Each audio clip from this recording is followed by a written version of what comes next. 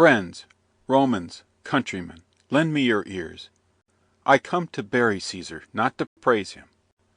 The evil that men do lives after them, the good is oft interred with their bones. So let it be with Caesar. The noble Brutus hath told you Caesar was ambitious. If it were so, it was a grievous fault, and grievously hath Caesar answered it. Here, under leave of Brutus and the rest, for Brutus is an honourable man, so are they all honourable men, come I to speak in Caesar's funeral.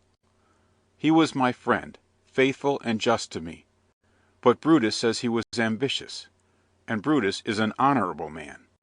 He hath brought many captives home to Rome, whose ransoms did the general coffers fill. Did this in Caesar seem ambitious? When that the poor have cried, Caesar hath wept. Ambition should be made of sterner stuff. Yet Brutus says he was ambitious, and Brutus is an honourable man.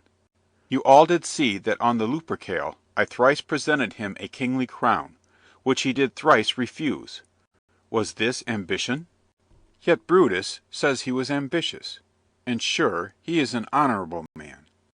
I speak not to disprove what Brutus spoke, but here I am to speak what I do know. You all did love him once, not without cause. What cause withholds you, then, to mourn for him? O judgment! Thou art fled to brutish beasts, and men have lost their reason. Bear with me.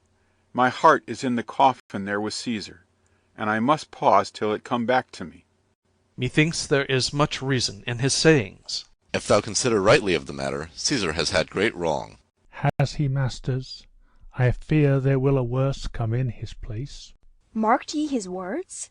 He would not take the crown, therefore 'tis certain he was not ambitious. If it be found so, some will dear abide it. Poor soul, his eyes are as red as fire with weeping. There's not a nobler man in Rome than Antony. Now mark him, he begins again to speak. But yesterday the word of Caesar might have stood against the world. Now lies he there, and none so poor to do him reverence. O masters, if I were disposed to stir your hearts and minds to mutiny and rage, I should do Brutus wrong and Cassius wrong, who, you all know, are honourable men. I will not do them wrong. I rather choose to wrong the dead, to wrong myself and you, than I will wrong such honourable men. But here's a parchment with the seal of Caesar. I found it in his closet. 'Tis his will. Let but the commons hear this testament, which, pardon me, I do not mean to read, and they would go and kiss dead Caesar's wounds, and dip their napkins in his sacred blood, yea, beg a hair of him from memory, and dying mention it within their wills, bequeathing it as a rich legacy unto their issue. We'll hear the will. Read it, Mark Antony. The will! We will hear Caesar's will. Have patience, gentle friends, I must not read it. It is not meet you know how Caesar loved you. You are not wood, you are not stones, but men, and, being men, bearing the will of Caesar, it will inflame you, it will make you mad.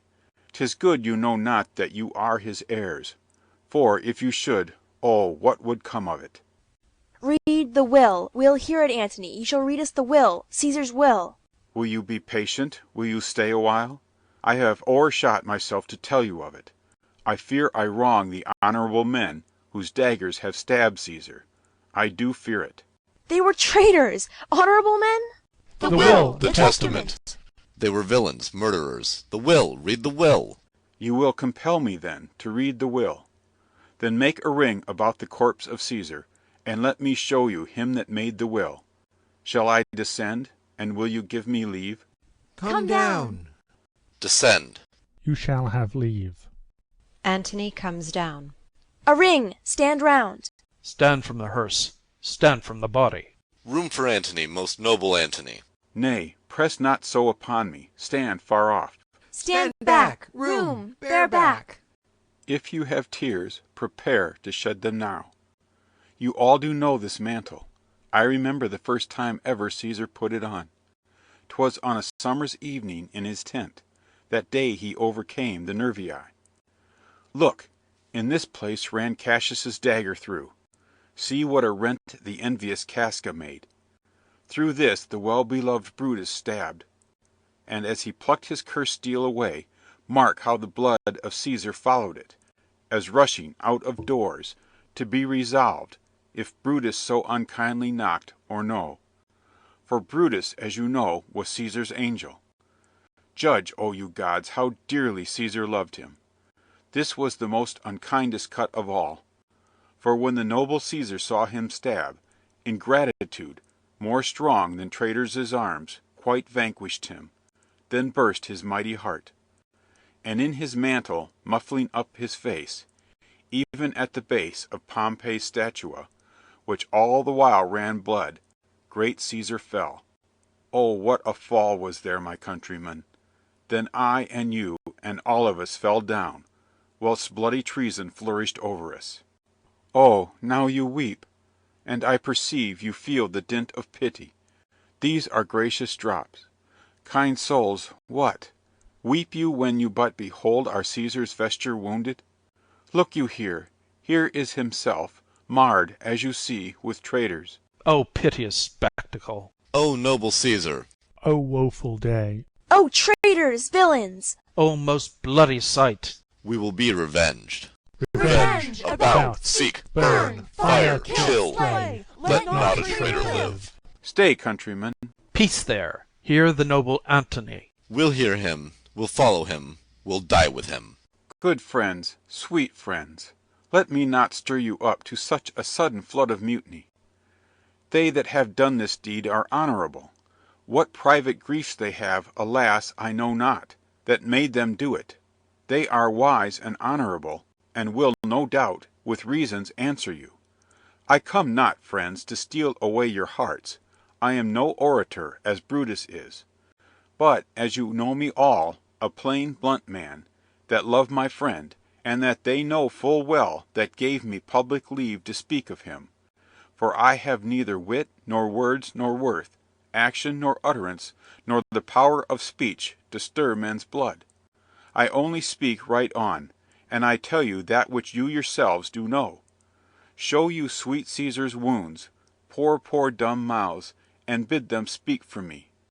But were I Brutus, and Brutus Antony, there were an Antony, would ruffle up your spirits, and put a tongue in every wound of Caesar that should move the stones of Rome to rise and mutiny. We'll mutiny. We'll burn the house of Brutus. Away then, come, seek the conspirators. Yet hear me, countrymen, yet hear me speak. Peace ho! Hear Antony, most noble Antony. Why, friends, you go to do you know not what. Wherein hath Caesar thus deserved your loves?